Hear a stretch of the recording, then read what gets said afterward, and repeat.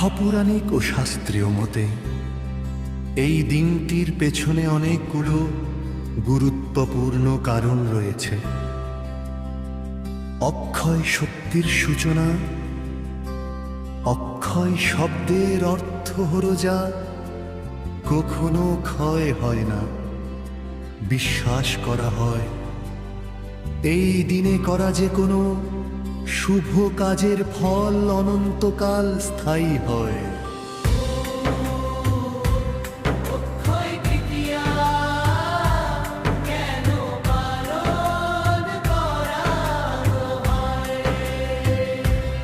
সত্যযুগের শুরু মনে করা হয় এই পবিত্র দিনে।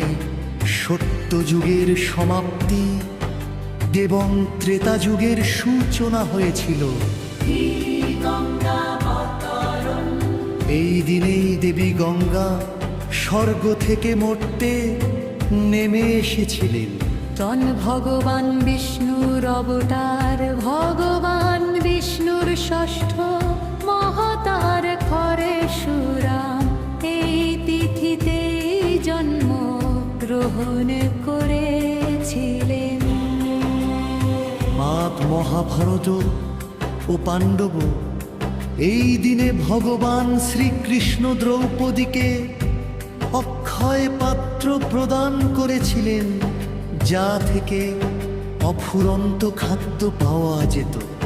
আবার এদিন থেকেই মহর্ষি বেদব্যাস ও গণেশ দেব মহাভারত লেখা শুরু করেন।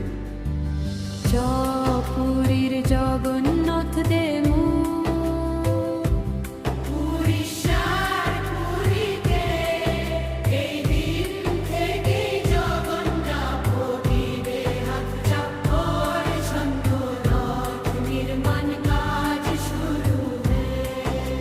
অক্ষয় তৃতীয়া তরণীর ফল। শাস্ত্র মতে এই দিনে নির্দিষ্ট কিছু নিয়ম পালন করলে বিশেষ ফল লাভ হয়। অনন্ত পুণ্য লাভ এদিন যে দান বা জপ করা হয়, তার ফল কখনো শেষ হয় না। দারিদ্র মুক্তি, মা লক্ষ্মী ও গণেশের পূজা করলে ঘরে সুখ সমৃদ্ধি আসে এবং আর্থিক অভাব দূর হয়। পাপ ক্ষয়। গঙ্গা স্নান বা পবিত্র নদীতে স্নান করলে জন্ম জন্মান্তরের পাপ ধুয়ে যায় বলে বিশ্বাস করা হয়। এদিন পূর্বপুরুষদের উদ্দেশ্যে তর্পণ বা জলদান করলে তাদের আত্মশান্তি পায়। কি কি কাজ করা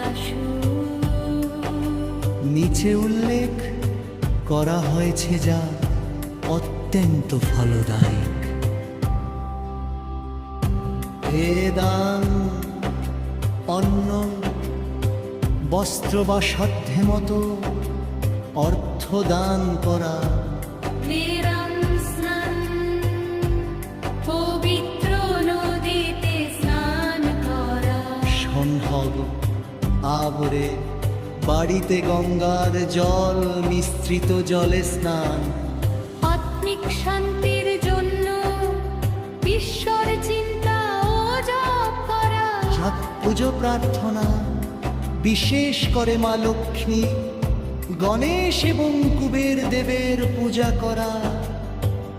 অনেকে এদিন সোনা বা মূল্যবান ধাতু কেনাকে সৌভাগ্যের প্রতীক মনে করেন।